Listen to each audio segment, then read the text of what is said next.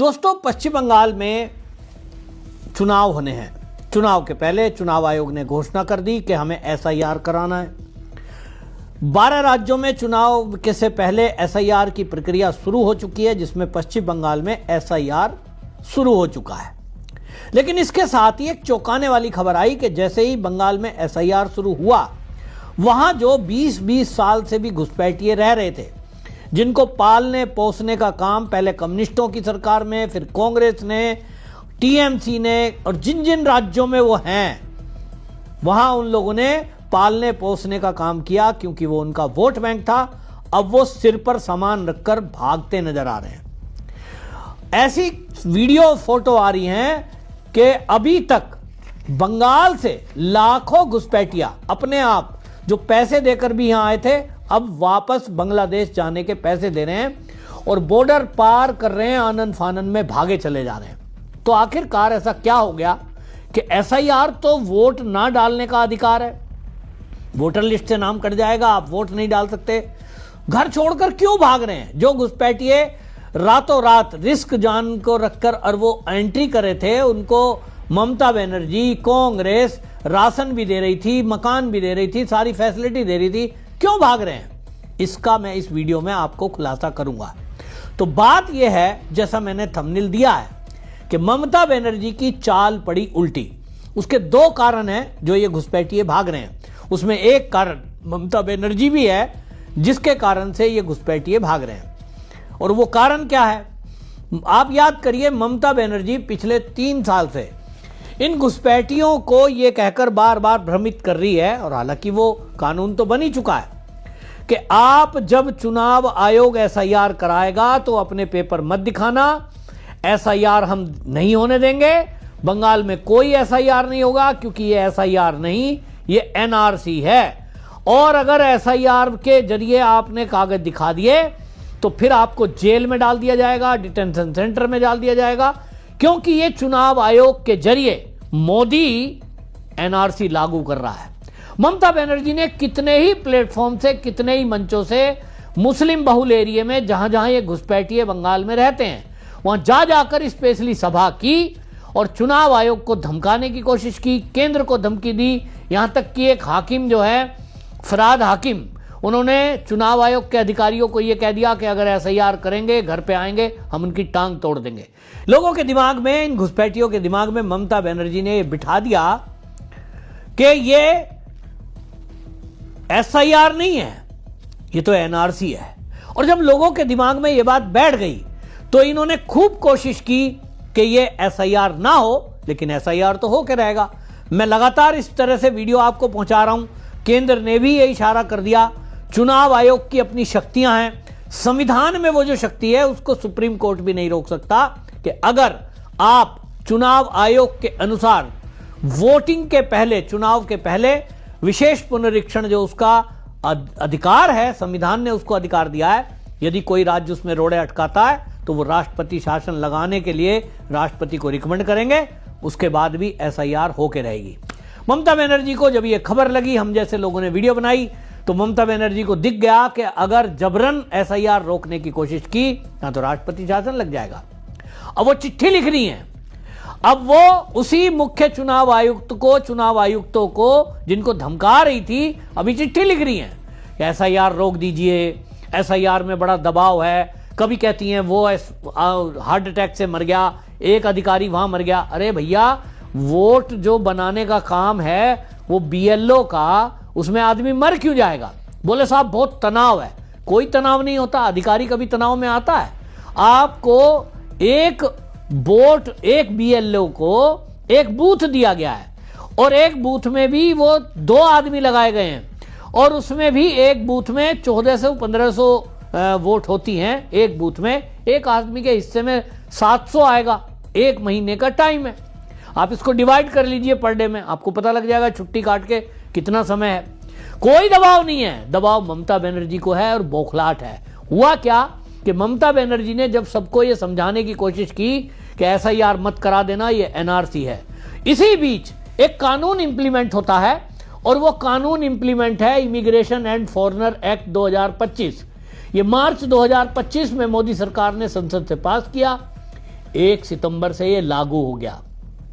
और इस कानून के तहत इस देश में कोई भी अगर वैलिड पेपर के बिना पकड़ा जाता है, जिसके पास वीजा पासपोर्ट ना हो, उस व्यक्ति को पकड़ करके जेल में डाल दिया जाएगा।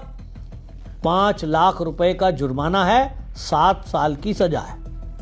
अब ये कानून आप भले ही ना जानते हो, मैं आपको बता रहा हूं, लेकिन बांग्लादेशियों के बीच में जो काम करने वाले ग्रुप हैं, उन्होंने सबने फैला दिया कि भाई मोदी ने एक कानून बना लिया है। और अब जो ममता बनर्जी बोल रही थी कि ये एसआईआर नहीं है, ये तो एनआरसी है, आपके घर कोई आदमी आएगा, पेपर चेक करेगा, आपसे पेपर मांगेगा, और जब आपका पता लग गया कि ये आदमी फर्जी है, ये आदमी भारत का नहीं है, घुसपैठिया है, आपको डिटेंशन सेंटर में डाल दिया जाएगा। 5 लाख रुपए दो, वरना 7 साल के लिए जेल, और 5 लाख रुपए प्लस जेल दोनों भी है। तो ये जो गरीब आदमी है, रोजी रोटी पिंचर लगा के, कोई ढाबा खोलकर, कोई सफाई करके अपना गुजारा चला रहे थे, इनको लगा कि अगर पुलिस के हत्थे आए तो डिटेंशन सेंटर में और जेल में जाएंगे, और इसलिए क्या करो, दुम दबा के भाग लो। अब सब भाग रहे हैं, लेकिन अब ममता बनर्जी करे तो क्या करे, तीर कमान से निकल चुका है। ममता बनर्जी की चाल उल्टी पड़ चुकी है, और अब ये घुसपैठिए ये समझ रहे हैं कि भैया यहां से भागने में ही भलाई है, इससे पहले पुलिस के, बीएसएफ के ये पकड़ में आ जाएं, क्योंकि बीएसएफ को आदेश दे दिया है, भले ही राज्य की पुलिस कुछ ना कर रही हो, लेकिन 50 किलोमीटर अंदर तक तो बॉर्डर से वो बीएसएफ के एरिया में है। बीएसएफ उनको गिरफ्तार करती है, पकड़ती है, डिटेंशन सेंटर में भी रखेगी, 2 कोड़े भी मारेगी, और फिर उसके बाद उनको बॉर्डर पार छोड़ देगी या नहीं छोड़ देगी। पहले 5 लाख रुपए लाओ, क्योंकि कानून है भाई, कानून पास हो गया। 5 लाख रुपए आपके पास नहीं है, 7 साल जेल में रहो, उसके बाद छोड़ा जाएगा। और इसीलिए पूरे बंगाल में भगदड़ मची है। लाखों लोग अभी तक बॉर्डर पार करके वापस बांग्लादेश में जा चुके हैं। ममता बनर्जी माथा पीट रही है कि मैंने इनको 10 साल से पाला पोसा, राशन दिया, सरकारी सुविधाएं दी, नौकरी तक में इनकी मदद की, ये मेरा कोर वोटर भागा जा रहा है, अब इसको कैसे रोकूं। तो ममता बनर्जी को कुछ समझ नहीं आ रहा। तो ममता बनर्जी को एक चीज समझ में आई, किसी तरह ये एसआईआर इस समय रुक जाए। कुछ भी नाटक नौटंकी करो, किसी को बताओ हार्ट अटैक आ गया, किसी को बताओ बगैर दबाव में हैं, तो भाई ये क्या करें, तो थोड़े दिन रुक जाएगा, तो फिर मैं लोगों को समझाऊंगी कि ये एसआईआर नहीं है। दूसरी तरफ इनको लगता है कि कोर्ट में जाएंगे, कोर्ट में तो फेल हो चुका मामला, सुप्रीम कोर्ट में गए थे, एसआईआर का एक भी सबूत नहीं ला पाए, तो सुप्रीम कोर्ट ने इनकी याचिका रद्द कर दी, फटकार भी लगाई। अब रुकेगा कैसे। तो ये सोच रही है थोड़ा टाइम मिल जाए तो मैं अपने लोगों को समझाऊं कि भाई भागो मत, यहीं रहो, मेरे को वोट देना, अभी चुनाव आ रहा है, तुम सबका वोट मैं बनवा दूंगी, जो जरूरी कागज है मैं करूंगी, लेकिन इनके हाथ में नहीं है मैडम। अब ममता बनर्जी को पता है कि वो 3 पीढ़ी पिछले तक का ये ज्ञानेश कुमार रहेंगे, तो निश्चित जान लीजिए 3-3 पीढ़ी की चेकिंग हो रही है। और जो पिछले 3 पीढ़ी के दस्तावेज नहीं दिखा पा रहा है, जिसका 2003 नहीं, बंगाल में 1995 की लिस्ट देखी जा रही है, क्योंकि वहां तब से एसआईआर नहीं हुआ। तो भाई 1995 में किसी के दादाजी का नाम, पिताजी का नाम दर्ज था, वोट तो उसी का बनेगा। तो ये फर्जी सारा वोटर जाएगा, वोट डाल नहीं सकेगा। वोट नहीं डाल सकेगा तो सरकार जाएगी। जब सरकार जाएगी तो ये लोग सोच रहे हैं कि हमारा यहां रहने का मतलब क्या है, क्योंकि बीजेपी आएगी तो बुलडोजर चलाएगी, बिठा के खिलाएगी तो नहीं, या तो डिटेंशन सेंटर में डालेगी। और इसीलिए ये घुसपैठिए पैर सिर सब लेकर भाग रहे हैं। तो ममता बनर्जी बीजेपी के ऊपर चाल चलने की कोशिश कर रही थी। उनको लग रहा था सड़कों पे उतारूंगी, दंगा करा दूंगी, ये लोग एसआईआर नहीं होने देंगे। लेकिन वहां इस समय भारतीय जनता पार्टी के कार्यकर्ता सर पर कफन बांधकर मैदान में उतरे हुए हैं, गुंडागर्दी का पूरा मुकाबला कर रहे हैं। मैं उनको सलाम सल्यूट करता हूं, प्रणाम करता हूं। जो लोग भारतीय जनता पार्टी के कार्यकर्ता वहां जमीन पर काम कर रहे हैं, माहौल बदल चुका है। ममता बनर्जी जी 5 साल में बीजेपी के कार्यकर्ताओं ने इतनी तैयारी की है। शुभेंदु अधिकारी, मौसमी चटर्जी, सुकांत मजूमदार, ये ऐसे लीडर हैं जो हमेशा कार्यकर्ताओं के बीच में रहते हैं, केंद्र के टच में रहते हैं, और इसीलिए कार्यकर्ताओं का मनोबल बढ़ा हुआ है।